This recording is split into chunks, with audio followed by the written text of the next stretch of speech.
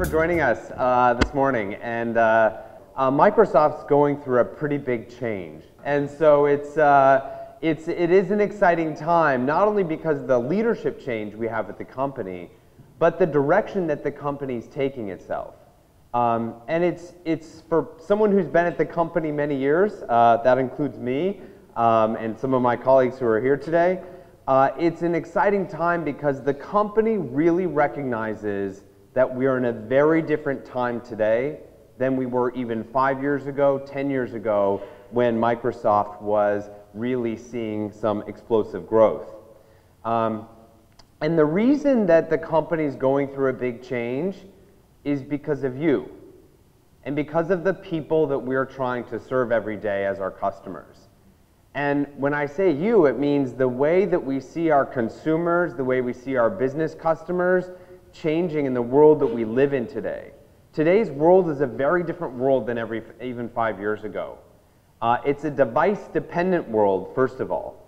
And the types of devices we're carrying with us and accessing the internet and getting things done with, they're very different than the devices we were even using 5 years ago.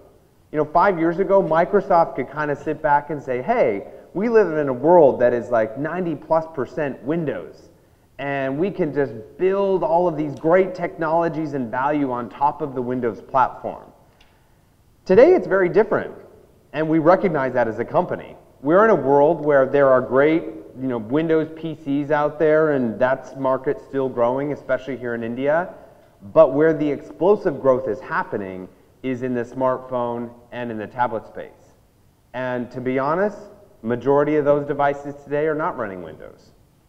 So as a company, it's a bit of a wake-up call that, hey, if we want to be a company that's really delivering value to the individual in their work and in their personal life, we need to change our strategy. And we need to be focused on delivering services that are going to deliver value across any device that people carry. And that's a big direction that has pretty big implications for the company. There's a couple other things that are changing. We call them kind of rules of engagement. But they're really the way that people are engaging with technology and with information. Because of this device-dependent world that we live in and the devices we carry with us every day, the lines between work and life are blurring dramatically. I mean, I can't tell you how many people have told me that the last thing they do before they go to sleep is they check their phone, right? And they check often their work email on their phone. So they're at home, they're in their bed, and the thing they're doing is checking their work email, right?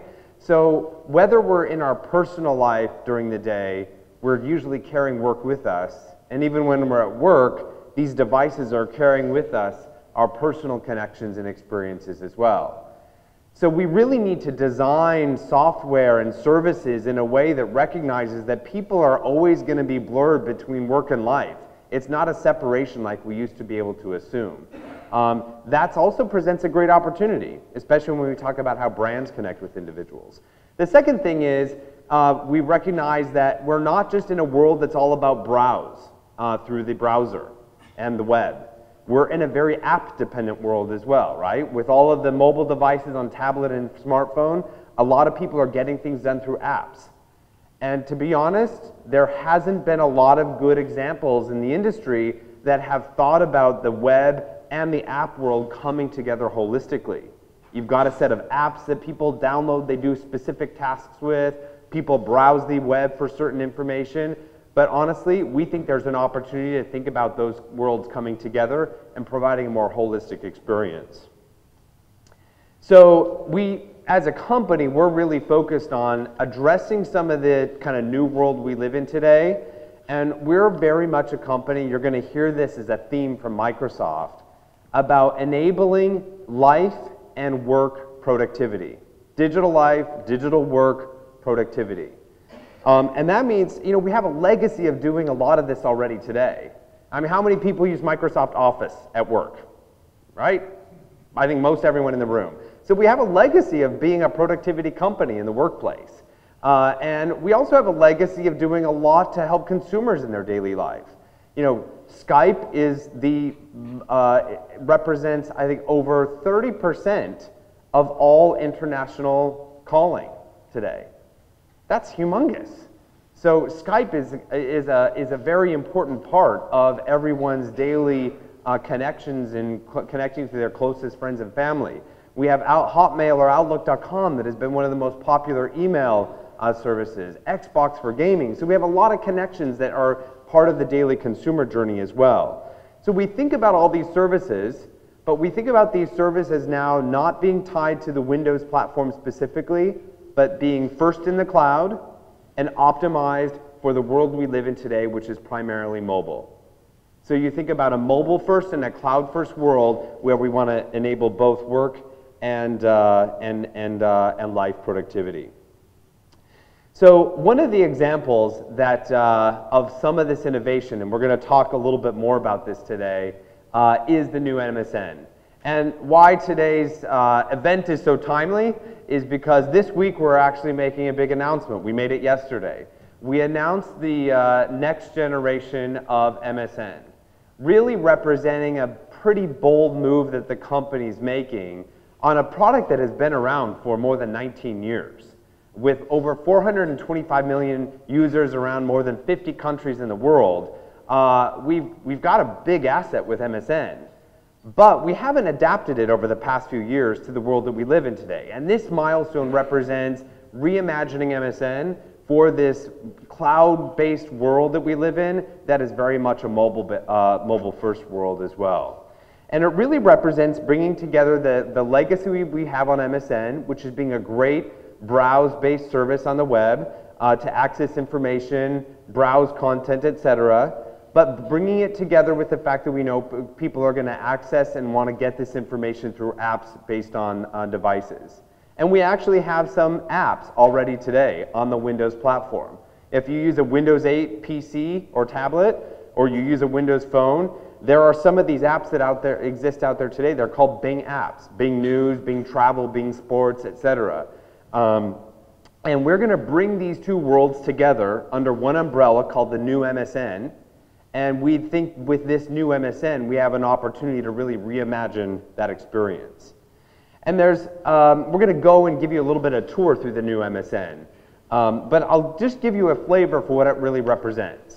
First of all, we're making a humongous shift in the product. We're no longer going to be a company that's out there with editors, programming and writing articles similar to what some of the competitors in the market do.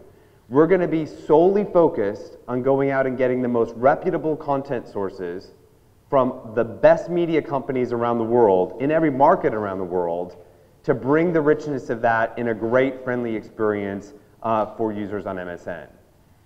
And we announced yesterday with a preview of MSN, including here in India, we've got more than 1,000 media brands represented from countries around the world to bring the richness of the very best content into the MSN experience. And because we're not in the content business ourselves anymore, these companies are partnering with us like you would never imagine.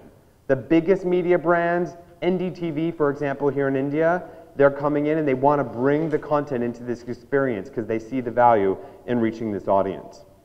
Number two, we recognize that in today's world, both on the web and in these apps, people don't want to just consume information, but they want to get stuff done around the theme of helping people be more productive.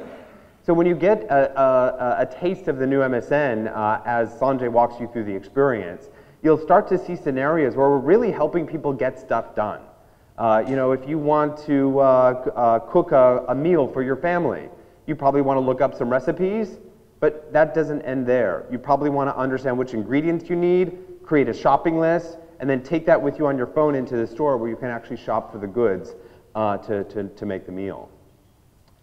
The third thing is making it uniquely personal.